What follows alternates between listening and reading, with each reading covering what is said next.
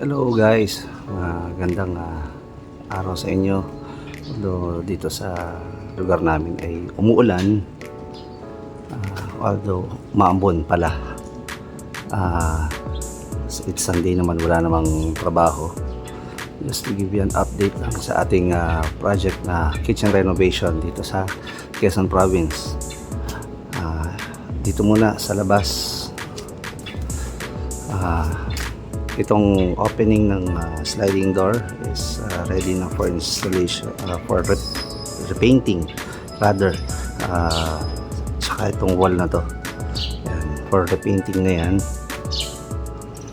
Pero itong part na to ng canopy, napag-agreehan namin with the owner and the interior designer na i-demolish na lang and plain na wall na lang siya dahil naka-cantilever naman tong second floor. So hindi na ganun magkakaroon ng sabihin natin ng piyas dun sa ating ground floor.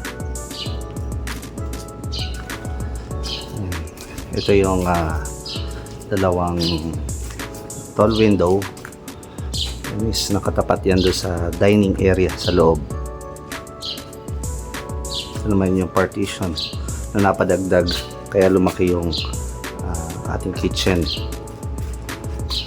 Medyo tumaas din ang level ng flooring kasi ang sinunod natin dyan is yung existing level ng flooring sa loob ng bahay kasi magiging part na yan ng interior. And moving on sa ating interior,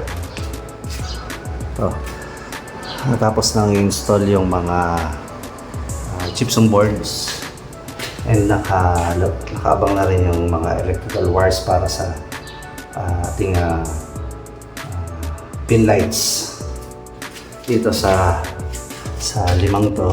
1, 2, 3, 4, 5 is mga pin lights, and it is meron tayong drop down lights or pendant lights. Ito naman is yung Fox beam na nakadesign sa plano.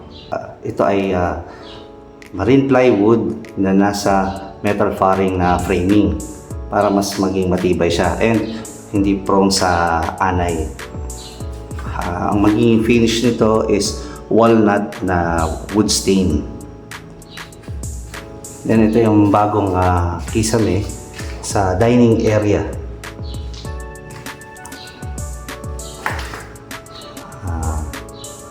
Meron itong cove lights and meron pin lights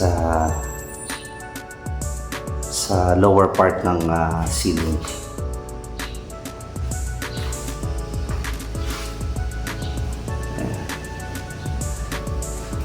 And dito sa gitna, merong I think chandelier ata ang lalagay na maliit.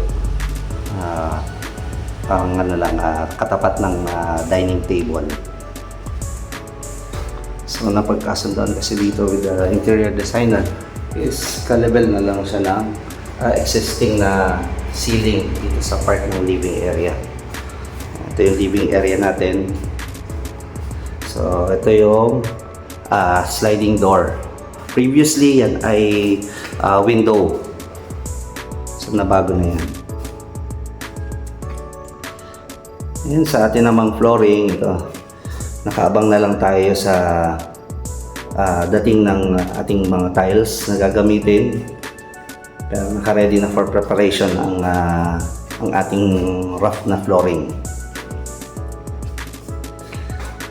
Ito yung mga provision sa electrical. And dito is yung sa plumbing. Ito yung para sa water line. And dito yung sa sewer line. Dito kasi sa part na ito yung island counter.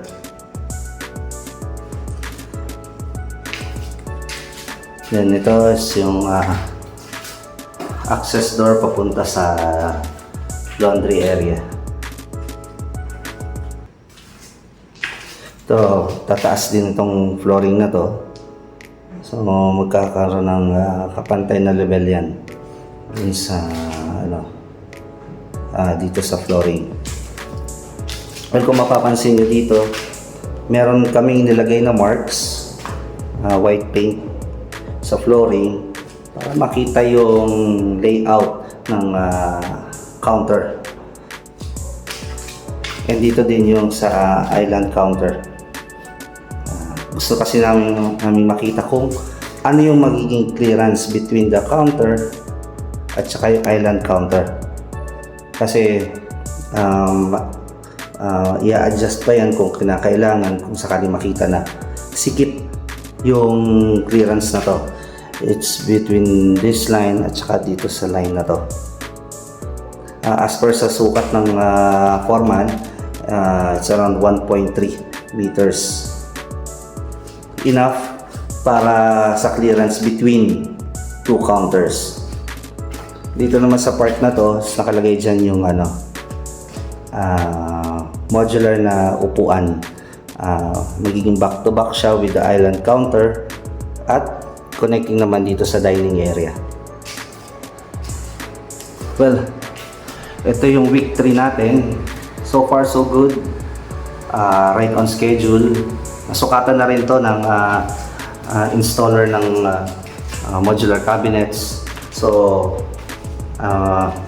once na ma-finish namin tong civil works, including yung flooring, ay talagang yung kitchen cabinet na lang ang tatrabaho dito.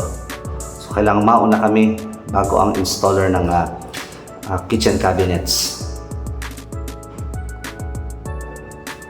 So guys, week 3, ito ang ating naging accomplishment. Right on schedule tayo. Ahead of schedule pa nga, kung tutuusin. Malaking tulong din sa amin yung nagkaroon ng mga power tools na nagamit sa pagde-demolish ng mga area na dapat i-demolish, like itong wall dito. Dating wall yan na papunta sa laundry area, and ito is mga dating maliit na window yan. So malaking tulong yun yung nagkaroon ng mga power tools. Sobrang nakapagpagaan ng trabaho, nakapagpabilis. Maraming salamat kay Cheatman sa pagpapahiram ng kanyang demolition hammer, Einhell demolition hammer. Sulit na sulit. Talagang napabilis yung trabaho namin. Kaya shout out sa iyo, brother Cheatman. Laking tulong. Maraming salamat.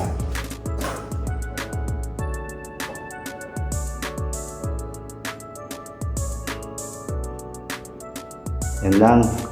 And so ngayon, okay na tayo, and maraming salamat sa inyo. Next week ulit. Bye.